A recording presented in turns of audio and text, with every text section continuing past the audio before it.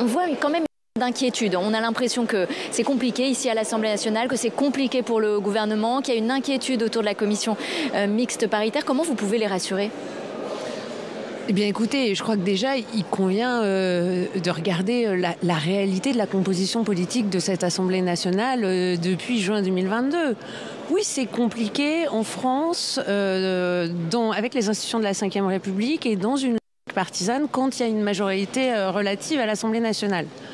Pour autant, ces difficultés qu'on rencontre, on les rencontre depuis 1 an et demi. Et on a quand même réussi à faire passer de nombreux textes. Donc je crois que ce que je peux leur dire, c'est que la détermination du gouvernement et de la majorité présidentielle, c'est de faire passer un texte sur la question migratoire pour en même temps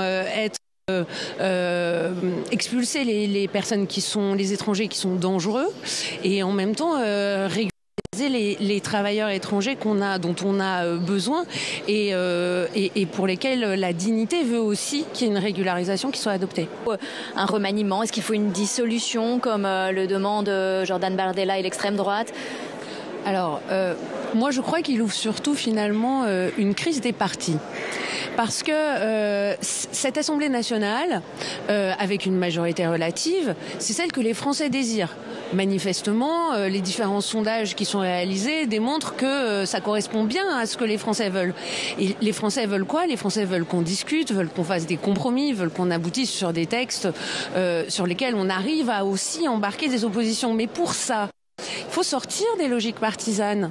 Il faut être en capacité de dialoguer et pas de se dire à chaque fois qu'on agit, on va donner le point à l'un ou à l'autre. Ce qui compte, ce qui devrait compter en tout cas, c'est les idées, c'est l'intérêt des Français. Mais si je comprends bien, qui est en train on ne prend aucune initiative politique et après on reprend le cours des choses comme si rien ne s'était passé ? Je crois pas. Je pense que effectivement la question notamment de la dissolution, elle se pose aujourd'hui. Elle se pose ? Oui, pour moi, elle se pose. Que dans la mesure vous pensez qu'il faudrait retourner aux urnes, retourner devant le peuple Écoutez, moi je crois que quand on a une coalition des oppositions qui même empêche le débat sur un texte qui est désiré et soutenu par plus de 70% des Français, oui, la question elle se pose, forcément elle se pose. Et vous pensez qu'elle vous serait favorable ? Je ne crois pas que le sujet ce soit de savoir si elle nous serait favorable ou pas. Je crois que le sujet c'est qu'il y a des institutions avec des règles et que le fonctionnement des institutions, ça passe notamment par ça. Je ne crois pas que le fond du sujet ce soit de savoir quel est l'intérêt des uns et des autres. L'intérêt c'est de faire fonctionner nos institutions et la paralysie, à mon avis, dans le monde dans lequel on vit et au regard de l'état du pays, ce serait la pire des choses. Ce qu'on assume, c'est le texte qu'on a présenté. C'est le texte qui est sorti de la commission des lois. C'est un texte qui permet de maintenir l'unité de la majorité. Et d'ailleurs, ce qu'on peut quand même... Vous acheminez vers un compromis avec la droite au Sénat. Écoutez, on verra. Une commission mixte paritaire, elle peut aboutir, elle peut ne pas aboutir. Moi, je ne serais pas membre de la commission. Non, ce que je souhaite. Retirer le texte ? Ce que je souhaite, non. Je crois qu'il n'y a pas de raison de retirer le texte. Pourquoi ? Parce que les mesures qui étaient contenues dans ce texte sont des mesures qui sont nécessaires, qui sont utiles et qui sont urgentes. Aussi bien la possibilité d'expulser les étrangers qui sont dangereux pour les Françaises et les Français, que de régulariser les travailleurs sans papier dans les métiers en tension. Donc il y a, à mon sens, pas de raison de retirer le texte. En revanche, ce que je souhaite, c'est surtout qu'on maintienne les deux bouts et la logique de ce texte-là, quoi qu'il arrive, même en commission mixte paritaire. Alors, c'est bien dommage. L'Assemblée nationale n'a pas pu s'exprimer. Elle n'a pas pu s'exprimer parce que les oppositions ont empêché l'Assemblée nationale de débattre et d'aboutir sur un texte.